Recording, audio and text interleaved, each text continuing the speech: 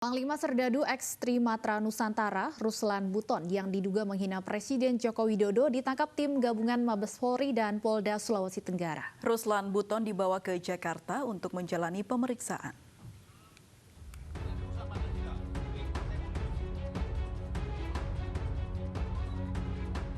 Ruslan Buton ditangkap tim gabungan dari Mabes Polri, Polda Sulawesi Tenggara, dan Polisi Militer Kamis kemarin. Video penangkapan Ruslan Buton ini viral di media sosial. Ruslan Buton ditangkap di rumah keluarganya di Desa Wabula 1, Kecamatan Wabula, Kabupaten Buton, Sulawesi Tenggara. Ruslan bersikap kooperatif saat ditangkap dan sempat melambaikan tangan kepada keluarga dan tetangganya sebelum memasuki mobil polisi. Ruslan yang mengaku sebagai Panglima Serdadu Eks Trimatra Nusantara menulis surat terbuka kepada Presiden Joko Widodo. Dalam surat terbukanya, Ruslan meminta Presiden Joko Widodo mundur dari jabatannya. Dari Buton, Sulawesi Tenggara, Andi Eba, iNews melaporkan. Ya, pemirsa, selengkapnya terkait penangkapan penghina Presiden sudah bergabung bersama kami Kabag Penum Divisi Humas Polri Kombes Ahmad Ramadan. Selamat sore Pak Ahmad. Selamat sore Mbak. Baik, Pak Ahmad, setelah dijemput di mana posisi pelaku Pak saat ini Pak?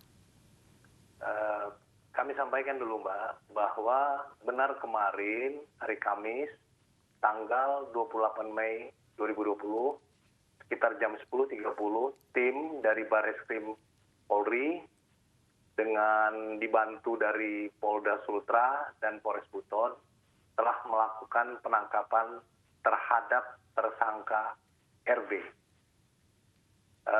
Dalam wawancara singkat atau interview singkat, tersangka RB mengakui bahwa voice atau suara dalam rekaman tersebut memang suara milik si tersangka. Si tersangka mengakui bahwa setelah merekam dikirim ke grup WA Serdadu Ekstrim. Nah, untuk kasus tersebut penyidik menjeratnya dengan beberapa pasal berlapis. Yang pertama adalah Undang-Undang Nomor 1 Tahun 46 tentang Peraturan Hukum Pidana, pasal 14 ayat 1 dan 2 dengan ancaman hukuman penjara 10 tahun. Kemudian Undang-Undang Nomor 19 Tahun 2016 tentang perubahan atas Undang-Undang 11 Tahun 2008 tentang informasi dan transaksi elektronik dijerat dengan pasal 28 ayat 2 dengan ancaman 6 tahun dan dilapis lagi dengan kejahatan terhadap penguasa umum yang tercantum dalam Undang-Undang Nomor 1 Tahun 46 tentang KUHP. Baik, Pak Ahmad, dalam penyelidikannya bukti-bukti atau fakta-fakta apa saja Pak yang ditemukan Pak? Saat ini bukti yang telah diamankan oleh penyidik adalah handphone merek tersangka merek Oppo. Jadi di dalamnya sudah diperiksa dan memenuhi unsur-unsur tidak pidana untuk menjerat si tersangka. Baik, artinya untuk proses hukum dari tersangka RB ini dilakukan di Jakarta ya Pak Ahmad?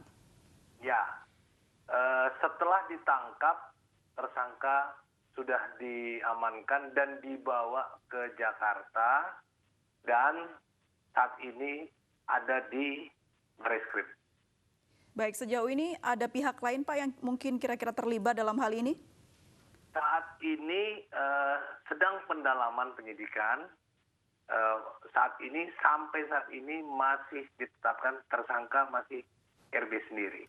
Tapi tidak menutup kemungkinan bisa ada tersangka lainnya.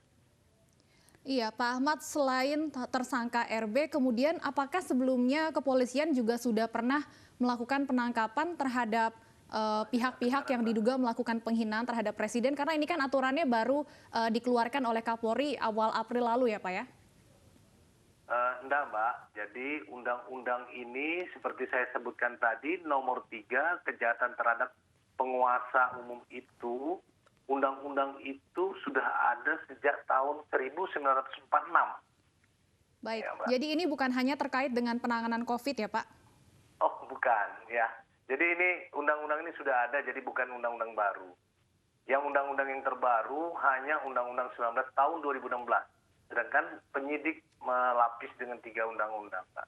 Baik, Pak, kalau dari keterangan pelaku sendiri, apa yang mengakibatkan pelaku tersebut melakukan ini, Pak?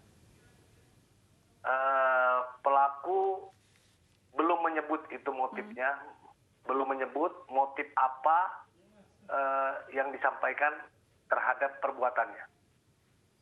Baru menyampaikan modus operandinya saja. Baik, terima kasih Kombes Ahmad Ramadan, Kabak Penum Divisi Humas Polri sudah berbincang bersama kami di iNews Sore.